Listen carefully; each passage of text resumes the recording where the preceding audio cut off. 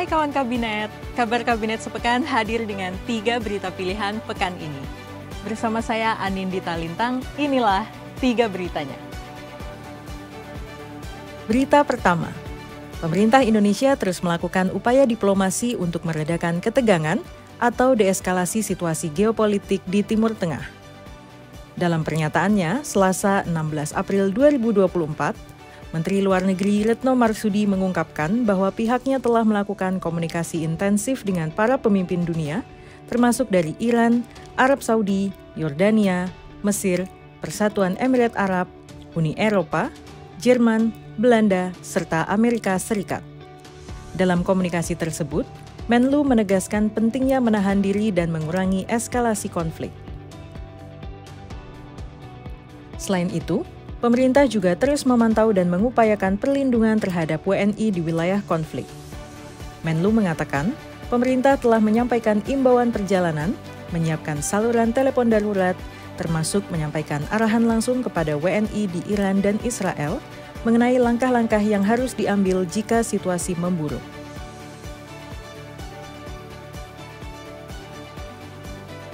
Pesan Bapak Presiden tadi 2, yaitu tolong terus lakukan upaya diplomatik agar pihak-pihak terkait menahan diri dan dapat dihindari terjadinya eskalasi. Karena eskalasi tidak akan membawa manfaat bagi siapapun. WNI sejauh ini alhamdulillah dalam keadaan baik, dalam artian tidak terdampak situasi yang ada. Kita terus melakukan pantauan dari dekat dan hampir setiap hari teman-teman Kementerian Luar Negeri mengadakan rapat secara virtual dengan KBRI di wilayah-wilayah yang kira-kira dapat terdampak jika terjadi eskalasi, termasuk contingency plan juga sudah kita buat. Berita kedua, pemerintah menyiapkan 200.000 formasi calon aparatur sipil negara atau CASN bagi para fresh graduate untuk ditempatkan di Ibu Kota Nusantara atau IKN. Dalam formasi tersebut disediakan alokasi khusus yang diperuntukkan bagi putra-putri terbaik di wilayah Kalimantan, khususnya Kalimantan Timur. Dalam pernyataan persnya Rabu 17 April 2024, Menteri Pendayagunaan Aparatur Negara dan Reformasi Birokrasi Abdullah Azwar Anas mengatakan selain hasil rekrutmen CASN, kebutuhan ASN di IKN juga akan diisi oleh ASN kementerian atau lembaga yang pindah ke IKN, serta mutasi pegawai ASN pemerintah daerah wilayah Kalimantan Timur.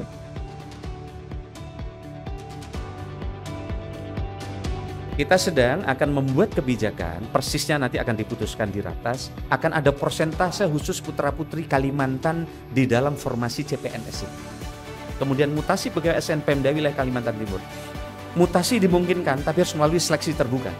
Sehingga nanti mutasi dari Pemda sekitar yang akan masuk ke IKN memang transparan, punya kualitas, dan nanti akan bisa menggerakkan birokrasi dengan baik. Berita ketiga, Presiden Joko Widodo menerima CEO Apple, Tim Cook, di Istana Merdeka, Jakarta pada Rabu 17 April 2024. Dalam pertemuan tersebut, Presiden mendorong Apple untuk menciptakan pabrik manufaktur di Indonesia. Dalam keterangan persnya, Menteri Perindustrian Agus Gumiwang Kartasasmita mengatakan pemerintah akan segera melakukan business matching untuk menyesuaikan kebutuhan terhadap komponen-komponen yang diperlukan Apple di Indonesia. Terkait pengembangan SDM, Presiden juga mengajak Apple untuk membentuk pusat inovasi yang bekerja sama dengan universitas terbaik di Indonesia. Selain itu, Apple juga akan menambah Apple Developer Academy keempat yang berlokasi di Bali. Saat ini telah ada 3 Apple Developer Academy yang tersebar di Surabaya, Batam, dan Tangerang.